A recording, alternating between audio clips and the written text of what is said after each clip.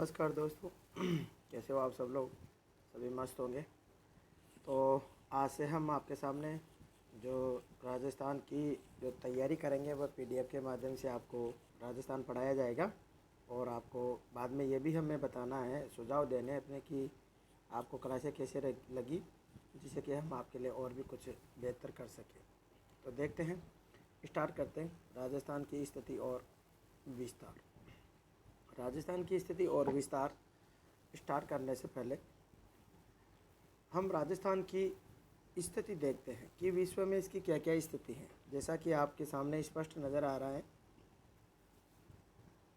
कि अक्षांश स्थिति क्या है, देशांतरीय स्थिति क्या है, और विश्व में अथवा ग्लोब में इसकी क्या पोजीशन रहने वाली है, और भारत में क्या स्थिति रहने वाली है।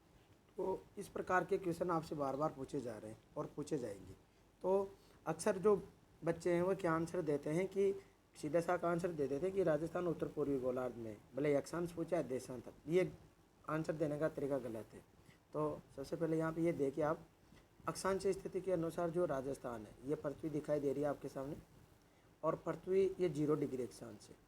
0 डिग्री अक्षांश पृथ्वी को दो भागों में बांटता है। जैसा कि आप देख रहे हैं कि उत्तर में है उत्तरी गोलार्ध और दक्षिण में है दक्षिणी गोलार्ध। तो यहाँ पे स्पष्ट नज़र आ रहा है हमें कि उत्तरी गोलार्ध में राजस्थान। तो अक्षांशों के अनुसार आपको उत्तरी गोलार्ध बताना है। देशांतरी स्थिति की बात की जाए, देशांतरी स्थिति क्या है, तो देशांतर भी जिस तरह से अक्षांश पृथ्वी को दो भागों में बांटता है, वैसे देशांतर भी पृथ्वी को दो भागों में बांटता है। ये है पूर्वी गोलार्ध, और ये वाला है कौन सा, पश्चिमी गोलार्ध। तो यहाँ पे भी आपको नज़र आ रहा है कि इसके अनुसार कौन से गोलार्ध में है, ये राजस्थान कौन से गोलार्ध में, पूर्वी गोलार्ध में है। अब आगे स्थिति देखते हैं हम पृथ्वी अथवा ग्लोब में। पृथ्वी अथवा ग्लोब में जो राजस्थान की स्थिति रहने वाली है, पृथ्वी अथवा ग्लोब में राजस्थान की स्थिति रहने वाली है, तो वह राजस्थान की स्थिति 4 दिशाएं, उत्तरी, पूर्व, दक्षिण और पश्चिम, आराम से आप समझते चले। तो यहाँ पे आपको राजस्थान सिर्फ कौन सी दिशा में दिखाई दे रहा है, तो कौन से गोलार्ध में, उत्तर और पूर्वी गोलार्ध में दिखाई दे रहा है। तो यहाँ पे इसकी स्थिति भी अलग रहेगी। अब देखते हैं आगे हम भारत। भारत में राजस्थान की जो स्थिति है वह रहने वाली है कौन सी, ये वाली। यदि भारत को भी हम 4 भागों में बांटे इस तरह से, ये वाली, तो उत्तर पश्चिम, जबकि पृथ्वी में अथवा विश्व में अथवा ग्लोब में जो स्थिति है वह है उत्तर पूर्व। कहने का मतलब इसका जस्ट अपोजिट हो जाएगा इधर, उत्तर पश्चिमी गोलार्ध। तो आपको यहाँ पे तीनों चारों स्थितियाँ स्पष्ट नज़र होगी कि राजस्थान की क्या स्थिति रहने वाली है। अक्षांश स्थिति पूछते हैं तो उत्तरी गोलार्ध है, और देशांतरीय स्थिति पूछते हैं तो पूर्वी गोलार्ध है, और पृथ्वी में ग्लोब में क्या स्थिति है यहाँ पे या विश्व में, तो उसका आंसर होगा उत्तर पूर्वी। और यही स्थिति यदि राजस्थान में, ये भारत में पूछते हैं राजस्थान की स्थिति, तो इसका आंसर होगा कौन सा वाला, उत्तर पश्चिमी गोलार्ध। तो इस तरह से हमने विश्व में, पृथ्वी में राजस्थान की स्थिति देखी, आपको समझ में आ गया होगा। आगे देखते हैं। अब हम देखते हैं राजस्थान की स्थिति। राजस्थान की क्या स्थिति है वह भी किसके अनुसार देखेंगे। सबसे पहले देखेंगे हम अक्षांशों के अनुसार। अक्षांश स्थिति क्या है, तो अक्षांश स्थिति का मतलब विश्व में, पृथ्वी में कितना फैला हुआ है, ये अक्षांश स्थिति होती है। तो यहाँ से देखते हैं 23 डिग्री 3 मिनट से लेकर, यहाँ ध्यान से देखना, 23 डिग्री 3 मिनट से लेकर के 30 डिग्री 12 मिनट। अब अक्षांशों के अनुसार हमने देखा है कि राजस्थान कौन से गोलार्ध में, ये राजस्थान कौन से गोलार्ध में, उत्तरी में। तो यहाँ से जितने भी अक्षांश खींचे जाएंगे वह कौन से आएंगे, उत्तरी अक्षांश आएंगे। तो ये भी उत्तरी अक्षांश है, और ये भी कौन सा, उत्तरी अक्षांश है। तो इसकी जो स्थिति है वह है कौन सी, 23 डिग्री 3 मिनट से लेकर के और 30 डिग्री 12 मिनट उत्तरी अक्षांश, दोनों तरफ आपको बहुत ही सावधानी रखनी है। ये 23 डिग्री 30 मिनट और 30 डिग्री 12 मिनट दोनों सेम देगा, लेकिन यहाँ पे दक्षिणी दे सकता है, तो आपको बिल्कुल भी कंफ्यूज नहीं होना, आपको उत्तरी ही लगाना है। अक्षांशों के अनुसार राजस्थान हो ठीक और भारत हो ठीक, उसके अनुसार आपको यहाँ पे क्या लगाना है, आपको उत्तरी ही अक्षांश ही लगाना है, क्योंकि पूर्णतः राजस्थान उत्तरी गोलार्ध में स्थित है और भारत भी उत्तरी गोलार्ध में स्थित है। इसके बाद में आगे देखिए, आराम से समझते चले आप। राजस्थान का जो मध्यवर्ती बीच वाला जो अक्षांश दिखाई दे रहा है आपको, बीच वाला जो मध्यवर्ती जो अक्षांश है, मध्यवर्ती अक्षांश आपकी स्पष्ट देख पा रहे हैं यहाँ पे, ये है कौन सा वाला 27, और बिल्कुल एकदम फिक्स देखा जाए तो 26 डिग्री 37 मिनट है। इसका मध्यवर्ती अक्षांश है कौन सा वाला 27। कुल अक्षांशों में कितने फैलाव है? कुल अक्षांशों का मतलब होता है यदि हम अक्षांश खींचे जाएंगे इसमें से, यदि राजस्थान में अक्षांश खींचे जाएंगे तो इस तरह से कितने अक्षांश आएंगे, इसमें कितने अक्षांशों में फैला हुआ है? तो कुल अक्षांश है इसका 7 डिग्री। कितना है? 7 डिग्री और 9 मिनट। ये 7 डिग्री और 9 मिनट कुल अक्षांश है इसका, कुल जो अक्षांशों में फैला हुआ है। इसके बाद में आगे देखते हैं हम, ये है आपके सामने कर्क रेखा। कौन सी रेखा? कर्क रेखा। कर्क रेखा, कर्क रेखा ये वाली कर्क रेखा को आप ध्यानपूर्वक देखें, और यहाँ पे आपको नज़र आएगा कि यहाँ पे 23 डिग्री 3 मिनट है।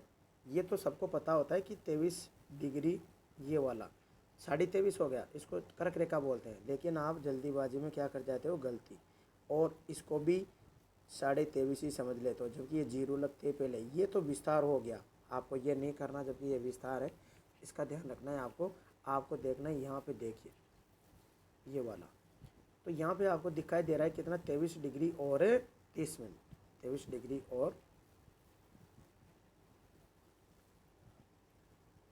देखो, यहाँ पे देखिए ये वाला, तो यहाँ पे ध्यानपूर्वक आपको देखने पर पता चलेगा कि ये 23 डिग्री और कितना? 30 मिनट। ये है कर्क रेखा। तो इसको थोड़ा सा आपको क्या रखना है? ध्यान रखना है। तो इस तरह से ये हो जाते हैं, कौन सी? कर्क रेखा हो जाती है हमारे सामने।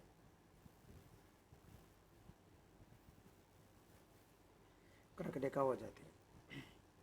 अब देखते हैं कर्क रेखा ये 2 जिलों से निकलती है। कौन कौन सा है? डूंगरपुर, ये डूंगरपुर है कर्क रेखा। ये डूंगरपुर और बांसवाड़ा से होकर के निकल रही। कर्क रेखा के सर्वाधिक नज़दीकी गांव है कौन सा? चीखली, और तहसील पड़ती है कौन सी? कुशलगढ़, बांसवाड़ा की। तो ये हमें कर्क रेखा देखिए, और कर्क रेखा की राजस्थान में लंबाई है कितनी? कर्क रेखा की राजस्थान में लंबाई है 26 किलोमीटर। वैसे भारत में कर्क रेखा की अगर लंबाई की बात करें तो 29 से 34 किलोमीटर है। ये टोटल भारत में कर्क रेखा की क्या है? लंबाई है। आके देखते हैं, ये हमने जो भी पढ़ा वो PDF में है। राजस्थान का अक्षांश विस्तार 23 डिग्री 3 मिनट, और साथ के साथ आप चाहो तो अपने नोट्स भी बना सकते हो। 23 डिग्री 3 मिनट से लेकर के 30 डिग्री 12 मिनट उत्तरी अक्षांश। राजस्थान का कुल अक्षांश जैसा कि हमने देखा भी, ये वाला हम देख चुके हैं, ये वाला अक्षांश। मध्यवर्ती अक्षांश 27 है। कर्क रेखा के बारे में हम बात कर चुके। इस तरह से हम आराम से इसको देख सकते। देखो कर्क रेखा राजस्थान के डूंगरपुर के चीखली गांव और बांसवाड़ा की कुशलगढ़ तहसील से होकर गुजरती है, जो कि इसके पास में पड़ता है। कर्क रेखा के सर्वाधिक समीप चीखली गांव देख लिया, हमने भी देखा। नेक्स्ट आगे देखते हैं। कर्क रेखा की लंबाई कितनी है?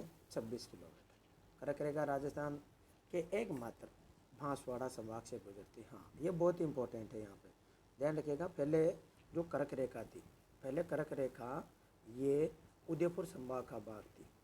अभी हाल ही में नवीनतम जिले बने हैं, तो कर्क रेखा ध्यान रखिएगा अब वर्तमान में कौन से संभाग का भाग हो गई? बांसवाड़ा संभाग का भाग हो गई। क्यों? क्योंकि जो नवीनतम संभाग बना है बांसवाड़ा, उसमें जिले पड़ते हैं कौन से? प्रतापगढ़ है, उसके बाद में डूंगरपुर है, और उसके बाद में बांसवाड़ा। ये पहले उदयपुर संभाग का भाग थे, लेकिन नवीनतम जो संभाग बना है बांसवाड़ा।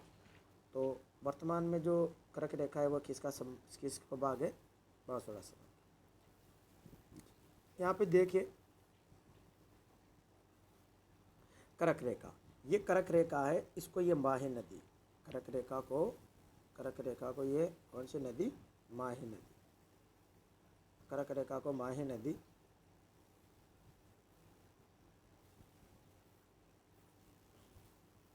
कर्क रेखा को ये माही नदी 2 बार, कितने बार? 2 बार काटती है। अंग्रेजी के उल्टे यूँ आकार में कितनी बार काटती है? 2 बार। लेकिन यहाँ पे ध्यान देखिए, काटने के बाद में आकृति कैसी दिखाई दे रही है आपको, कटने के बाद में एक ही समान आकृति दिखाई दे रही है। तो ये भी आपको देखना। यहाँ पे विश्व की 3 नदियाँ हैं जो तीनों रेखाओं को 2-2 बार काटती हैं। यहाँ पे कर्क रेखा को 2 बार कौन काटती? माही नदी। भूमध्य रेखा को कांगो जायरे नदी और मकर रेखा को लिम्पोपो नदी 3 बार काटती है। तो यहाँ पे इनको ध्यान रखने के लिए थोड़ा सा इस तरह से भी ध्यान रख सकते हैं कि माली, इसकी ट्रिक होती है माली कम कम भूखा भूखा। तो यहाँ से याद रख सकते हैं आप, किस तरह से देखें, यहाँ से आपको आप इस तरह से याद रख सकते हैं इनको। माही ध्यान रखिएगा, ये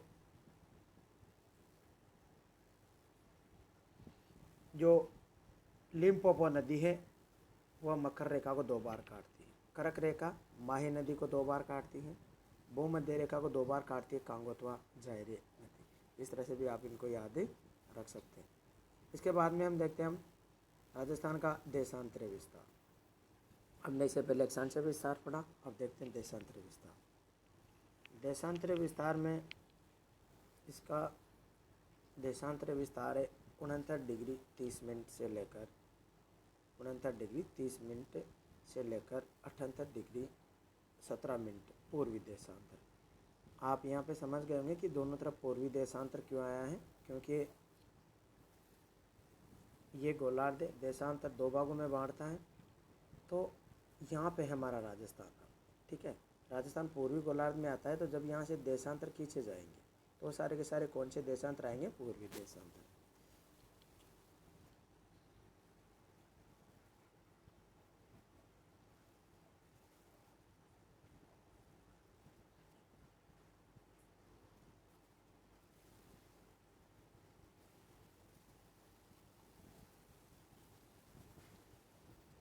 सॉरी, माफी चाहूँगा। यहाँ से जो हमारे देशांतर आएंगे वह देशांतर आएंगे कौन से वाले? पूर्वी। इधर भी पूर्वी देशांतर है और इधर भी कौन सा देशांतर है? पूर्वी देशांतर है। इस तरह से आप इनको याद रख सकते हैं।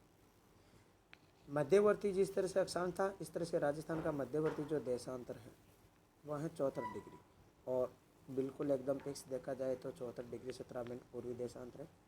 कुल अक्षांशों में कितने में फैला हुआ है? कुल देशांतरों में कितनों में फैला हुआ है? तो देशांतरों की बात करेंगे इस तरह से, कितने देशांतर आते हैं? तो कुल देशांतर आते हैं राजस्थान के, कुल देशांतर आते हैं राजस्थान के कितने? 8 डिग्री और 47 मिनट। कितना? 8 डिग्री और 47 मिनट। इधर से यहाँ देख रहे हैं आपकी जैसलमेर से कौन कौन सा गुजरता है? 70, 71, 72। ये देशांतर कहाँ से गुजरा? जैसलमेर से। इधर पूर्व में देखते हैं हम, पूर्व में सिर्फ धौलपुर से कौन सा? 78 नंबर का देशांतर यहाँ से गुजरता है। तो इस तरह से आपको ये क्या है? ध्यान रखना है। तो ये हो गया राजस्थान का कौन सा? देशांतरीय विस्तार हो गया। आपको देशांतर विस्तार और अक्षांश विस्तार में निकालने में थोड़ी दिक्कत आ सकती है, तो आपको किस तरह से निकालना है कि ये 69 डिग्री और 30 मिनट, सॉरी, ये 78 डिग्री 78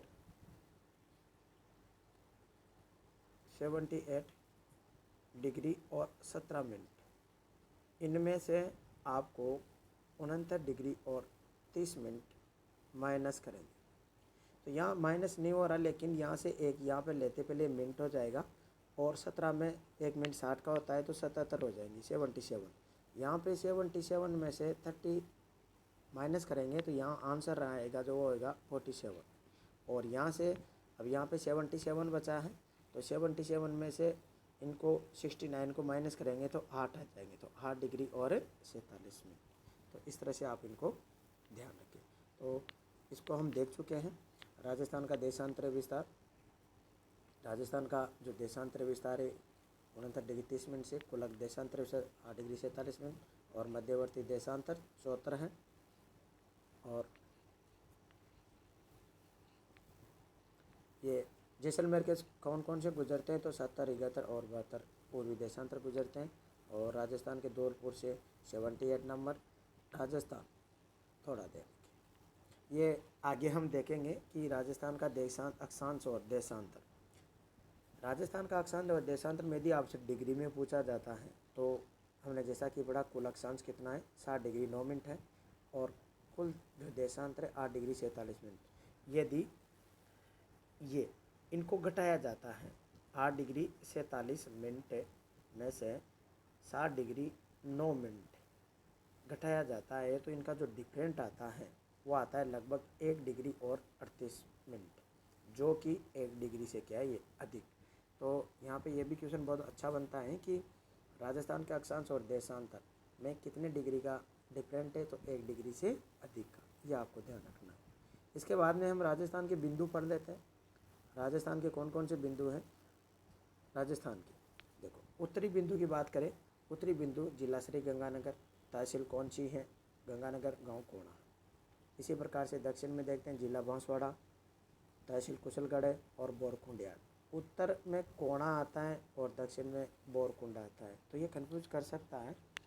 तो इसके लिए आप क्या कीजिएगा, इसके लिए आप ऐसे याद रख लेगा कि जो बोरिंग होता है तो वो कहाँ होता है, ज़मीन में नीचे होता है। तो इस तरह से बोरकुंड का याद रख लेना आप कि दक्षिण में कौन होगा, बोरकुंड आएगा। इसके बाद में पश्चिम, जो इधर से देख रहे हैं बिंदु आते हैं, इधर से कौन से वाले, पश्चिम में बिंदु यहाँ पे आपको नज़र आ रहा है, तो ये वाले जैसलमेर है, सम तहसील है, कटरा गांव है। उसी प्रकार से पूर्वोत्तम बिंदु धौलपुर जिला, राजाखेड़ा तहसील है और शिलाना गांव है, ये पूर्वोत्तम बिंदु हो जाएंगे। राजस्थान की उत्तर से दक्षिण, राजस्थान उत्तर से दक्षिण कितना है, 826 किलोमीटर है। और पश्चिम से पूर्व की चौड़ाई की बात की जाए तो 869 किलोमीटर है, ये आपको स्पष्ट ध्यान रखना। अब आप इनको या तो रख ले वो, या तो रख लेते हैं आप, लेकिन इनमें कन्फ्यूज हो सकता है। तो इनका कन्फ्यूजन के लिए ऐसे याद रखना आप, ये उत्तर है, ये दक्षिण, और ये पूर्व, और ये पश्चिम। जो उत्तर में नहीं है वही 69 है। 69 का मतलब होता है 869। तो 869 उत्तर में तो नहीं है, तो वह कहाँ है, पश्चिम से पूर्व की ओर। तो इस तरह से भी आप इनको ध्यान में रख सकते हैं। और इसके विकर्णों की बात की जाए तो ये उत्तर पश्चिम से और दक्षिण पश्चिम ये विकर्ण है। इसकी जो लंबाई की बात की जाए, इसकी लंबाई की बात की जाए तो आपके सामने यहाँ पे स्पष्ट नज़र आ रहा है विकर्ण को लेकर के। तो इसकी जो विकर्ण की लंबाई 850 है, और उत्तर पूर्व से दक्षिण पश्चिम विकर्ण की जो लंबाई है 784 है। मध्यवर्ती जिले की बात की जाए तो नागौर है और मेड़ता तहसील है। 2 स्थानों के नाम आते हैं, एक तो सैटेलाइट से लिया हुआ लामपोला ये, और दूसरा है कौन सा वाला, गगराना गांव है यहाँ से। तो इस तरह से ये हमारी PDF कंप्लीट हो जाती है। तो देखते हैं, थोड़ा सा आगे देख लेते हैं, इनको पूरा कंप्लीट कर लेते हैं PDF को। ये हमने उत्तरतम बिंदु पढ़ा, जैसा कि आपके सामने श्री गंगानगर है, श्री गंगानगर तहसील कोणा गांव। राजस्थान का ये दक्षिणी बिंदु पढ़ा हमने, जिला बांसवाड़ा कुशलगढ़ तहसील बोरकुंड गांव है। इसी तरह से आगे देखते हैं, ये राजस्थान का पूर्वतम बिंदु जिला धौलपुर है, राजाखेड़ा तहसील है और गांव है कौन सा, शिलाना। और पश्चिमतम बिंदु की बात करें, जैसलमेर तहसील सम है और गांव है कौन सा, कटरा, जैसा कि हम देख चुके हैं। तो दोस्त, ये थी आज की हमारी जो PDF के माध्यम से हमने आपको अध्ययन कराया, और आपके सुझाव हमें ज़रूर दीजिएगा। जैसे ही राजस्थान की स्थिति और विस्तार कंप्लीट होता है, उसके बाद में हम इनके टॉपिक वाइज हम आपको इनके क्वेश्चन आंसर भी करवाएंगे। तो नमस्कार दोस्तों।